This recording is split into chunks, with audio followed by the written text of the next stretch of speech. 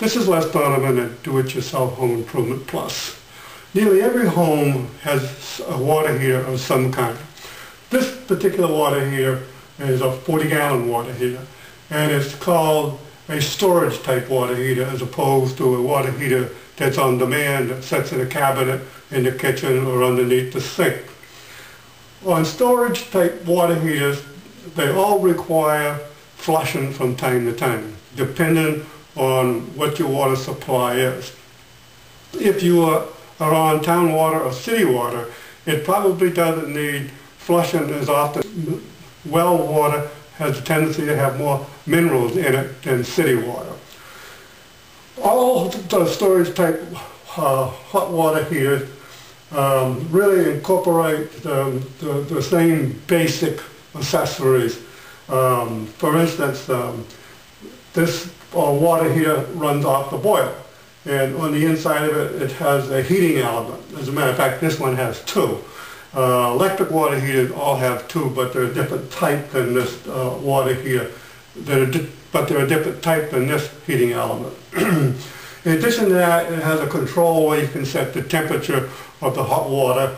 Generally, it's set at 110 degrees. Sometimes a little less, sometimes a little more, depending on how economic you want to be on the electric power or the oil that it takes to heat your hot water. All hot water heaters have an inline, an outline, and a return line. This is the inline coming from the water supply to the house. Okay? This particular line here is a hot water line coming from the boiler that circulates through the heating element to heat the cold water to the desired temperature, and this is returned to the boiler. This is a thermostat which you can set the water temperature. And up here, this nondescript valve is what they call a blow-off valve.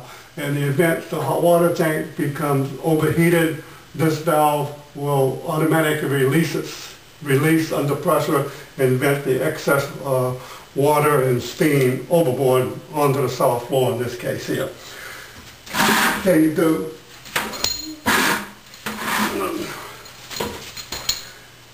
to flush the hot water heater is nothing more than opening up the drain valve so the water can flush out so the water circulates through the hot water heater and flushes out overboard and taking all the sediment with it. You need a short hose to hook up to the drain valve. The drain valve is attached to the cold water inline.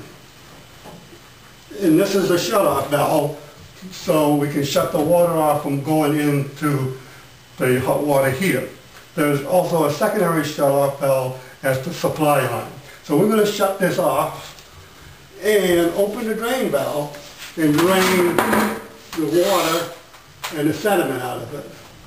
Okay, to effectively drain thoroughly, you have to open a faucet upstairs so air can get in the system. Otherwise, it becomes air trapped and it will drain very, very little. Okay, as you can see, this water here is quite clean. But we actually purge our hot water heater every year in the fall. Once the water becomes clean, such as this here, we can simply matter of turning it off the drain. Okay. After we turn off the drain, we turn the water supply back on, which will fill the water tank back up again. Okay. And while we're at it, we can drain or purge the line from the water supply. In this case, it's a hot water tank, just simply by leaving the valve open and opening the drain valve again, and as you see, the water gets a little nasty. Because that water that's just sitting in the line is also the hot water tank. As it becomes clean, it's a matter of turning it off, and the system is actually perfect. Nothing to it. All storage hot water tanks, all storage hot water heaters really should be purged once a year, preferably in the fall. You'll be absolutely surprised how dirty the water comes out. This is pretty typical. This is pretty typical of the color of the water. As you can see, it has some rust elements and other foreign material in it, just as a result of water coming out of the well and pumping through the line. Okay, that's all there is to it. For more information on do-it-yourself home improvement projects, take a look at our website at Do-It-Yourself Home Improvement Plus.